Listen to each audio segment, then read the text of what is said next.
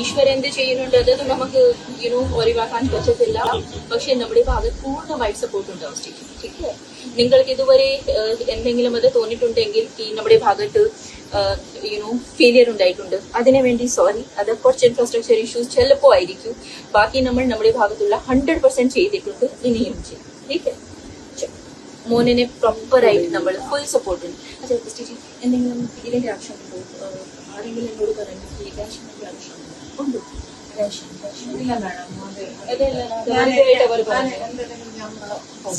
Contact ചെയ്തിട്ട്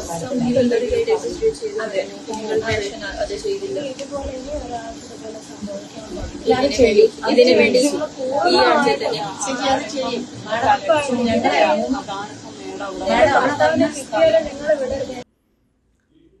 മറ്റൊരാളുടെ ദുഃഖം കണ്ടാൽ അതിൽ സഹതപിക്കുന്നവർ ഏറെയാണ്.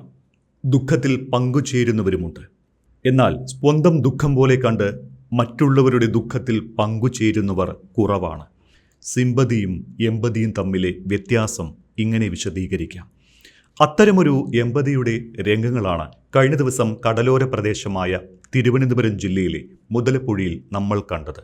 ഒരു ഉദ്യോഗസ്ഥ എന്നതിനപ്പുറം മറ്റൊരാളുടെ ദുഃഖം മനസ്സിലാക്കുന്ന ഹൃദയമുണ്ട് എന്ന് തിരുവനന്തപുരം ജില്ലാ കളക്ടർ അനുകുമാരി ലോകത്തിന് കാട്ടിക്കൊടുത്തു. തിരുവനന്തപുരം മുതലപ്പുഴയിൽ കടലിൽ കാണാതായ ഷിജിൻ്റെ ഭാര്യയെ ആശ്വസിപ്പിക്കുന്ന അനുകുമാരിയുടെ ദൃശ്യങ്ങൾ മാധ്യമങ്ങളിലെല്ലാം വൈറലാണ്. ഈശ്വരൻ എന്ത് ചെയ്യുന്നുണ്ട് അത് നമുക്ക് ഒഴിവാക്കാൻ പറ്റത്തില്ല. പക്ഷെ നമ്മുടെ ഭാഗത്ത് പൂർണ്ണമായിട്ട് സപ്പോർട്ട് ഉണ്ടാവും സ്റ്റേറ്റ്. നിങ്ങൾക്ക് ഇതുവരെ എന്തെങ്കിലും അത് തോന്നിയിട്ടുണ്ടെങ്കിൽ ഈ നമ്മുടെ ഭാഗത്ത് ഫെയിലിയർ ഉണ്ടായിട്ടുണ്ട്, അതിനു വേണ്ടി സോറി. അത് കുറച്ച് ഇൻഫ്രാസ്ട്രക്ചർ ഇഷ്യൂസ് ചിലപ്പോൾ ആയിരിക്കും. ബാക്കി നമ്മുടെ ഭാഗത്തുള്ള 100% ചെയ്തിട്ടുണ്ട്, ഇനിയും ചെയ്യും.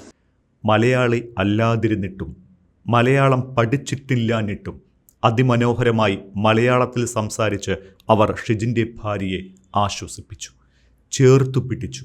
ഞങ്ങൾ ഒപ്പമുണ്ട് എന്ന് പറഞ്ഞു. അത് തോന്നിപ്പിച്ചു.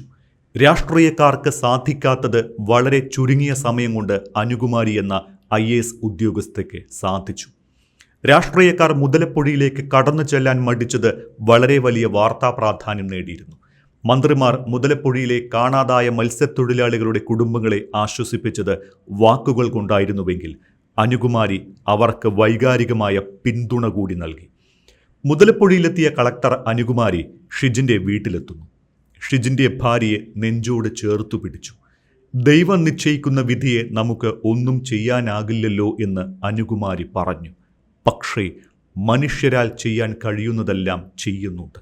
ചെറിയ വീഴ്ചകൾ സിസ്റ്റത്തിൻ്റെ ഭാഗത്തും ഉണ്ടായിട്ടുണ്ട് എന്ന് അവർ സമ്മതിച്ചു. ആ വീഴ്ചകൾക്ക് കളക്ടർ അവരോട് മാപ്പ് ചോദിച്ചു. ഇനിയുള്ള എല്ലാ കാര്യത്തിനും ഞങ്ങൾ ഒപ്പമുണ്ടാകുമെന്ന് പറഞ്ഞു. പിന്നെ ഇനിയും എന്തെങ്കിലും ആവശ്യമുണ്ട് എങ്കിൽ തുറന്നു പറയാൻ ഷിജിൻ്റെ ഭാര്യ സ്ഥിതിയോട് ആവശ്യപ്പെട്ടു. കാണാതായവരെ തിരികെ കൊണ്ടുതരണം, അത്രമാത്രമായിരുന്നു സ്ഥിതിക്ക് പറയാനുണ്ടായിരുന്നത്.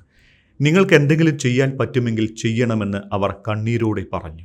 സാധ്യമായതെല്ലാം ചെയ്യുമെന്ന് ഒപ്പമുണ്ടായിരുന്ന രമ്യ ഹരിദാസ് MLAയും ഉറപ്പു നൽകി.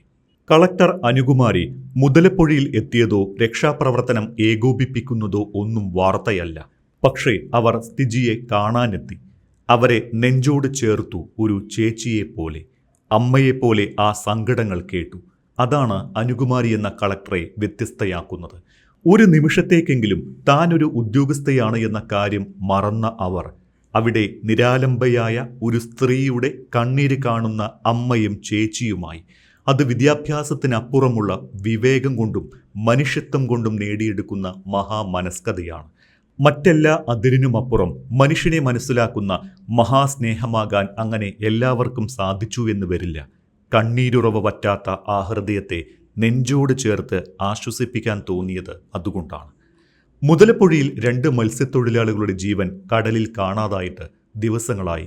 അവിടെ രക്ഷാപ്രവർത്തനം ഏകോപിപ്പിക്കേണ്ട രാഷ്ട്രീയ സർക്കാർ നേതൃത്വങ്ങൾ പരാജയമായി എന്നത് അംഗീകരിക്കേണ്ട വസ്തുത തന്നെയാണ്.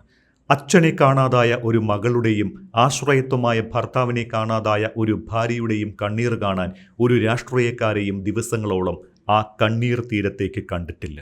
എല്ലാത്തിനും മുന്നിൽ നിന്ന് നയിക്കേണ്ട മുഖ്യമന്ത്രി മുൻ സർക്കാരിൻ്റെ കാലത്തെ കാണാതായവരുടെ കണക്കെടുക്കുന്ന തിരക്കിലായിരുന്നു. അവിടെ വേണ്ടത് ചേർത്തു നിർത്തലാണ് എന്ന് മനസ്സിലാക്കാത്ത രാഷ്ട്രീയ നേതൃത്വത്തിന് ചേർത്തുപിടിക്കലിൻ്റെ മനുഷ്യത്വം പഠിപ്പിക്കുകയായിരുന്നു അനുകുമാരി എന്ന കളക്ടർ. അവർ ഒരു മലയാളിയല്ല, ഹരിയാനക്കാരിയാണ്. എന്നിട്ടും അത്രമേൽ ഹൃദ്യമായി അവർ മലയാളം പറഞ്ഞു ചേർത്തു നിർത്തലിൻ്റെ രാഷ്ട്രീയം പഠിപ്പിക്കുന്നു. 1986 ഹരിയാനയിൽ ജനിച്ച Anukumari 2018 batch Kerala cadre IAS ഉദ്യോഗസ്ഥയാണ്. ഡൽഹി സർവകലാശാലയിൽ നിന്ന് ഭൗതികശാസ്ത്രത്തിൽ ബിരുദവും ധനകാര്യത്തിൽ ബിരുദാനന്തര ബിരുദവും എടുത്തിട്ടുണ്ട്. 2019 അനുകുമാരി ആദ്യമായി കേരളത്തിൽ എത്തുന്നത്. തിരുവനന്തപുരം ജില്ലയിൽ അസിസ്റ്റന്റ് കളക്ടറായി ഔദ്യോഗിക ജീവിതം ആരംഭിച്ചു. 2020 തലശ്ശേരി സബ് കളക്ടറായി. 2022 ദേശീയ ഗ്രാമീണ തൊഴിലുറപ്പ് പദ്ധതി കേരള മിഷൻ ഡയറക്ടറായി. 2023 കേരള IT മിഷൻ ഡയറക്ടറുമായി. 2024 വീണ്ടും തലസ്ഥാനത്തേക്ക്. 2024 ജൂലൈ 15 തിരുവനന്തപുരം ജില്ലാ കളക്ടറായി നിയമിതയായി. ഇക്കഴിഞ്ഞ ജനുവരിയിൽ സംസ്ഥാനത്തെ മികച്ച തെരഞ്ഞെടുപ്പ് ഓഫീസർക്കുള്ള അവാർഡും കരസ്ഥമാക്കിയിട്ടുണ്ട്. ആ അവാർഡ് അവരുടെ ഔദ്യോഗിക കൃത്യനിർവഹണത്തിനുള്ള അംഗീകാരമായിരുന്നുവെങ്കിൽ ഇന്നലെ മനുഷ്യസ്നേഹത്തിനുള്ള കോടിക്കണക്കിന് മലയാളികളുടെ അംഗീകാരമാണ് അനുകുമാരിയെ തേടിയെത്തിയത്. മറ്റെല്ലാ അംഗീകാരങ്ങൾക്കും അപ്പുറമുള്ള ചേർത്തുനിർത്തലിൻ്റെ മഹാമനസ്കതയ്ക്കുള്ള പുരസ്കാരം. അനുകുമാരിയുടെ ഹൃദയസ്പർശിയായ പെരുമാറ്റം ശ്ലാഘിക്കപ്പെടുമ്പോൾ തന്നെ മത്സ്യത്തൊഴിലാളി കുടുംബങ്ങളെക്കുറിച്ചുള്ള മുഖ്യമന്ത്രി VD സതീഷിൻ്റെ വാക്കുകളെ ചൊല്ലിയുള്ള വിവാദം കടുക്കുകയുമാണ്. VD സതീശൻ മാപ്പ് പറയണമെന്ന ആവശ്യത്തിൽ ഉറച്ചു നിൽക്കുകയാണ് കാണാതായ മത്സ്യത്തൊഴിലാളി ജോണിൻ്റെ കുടുംബം.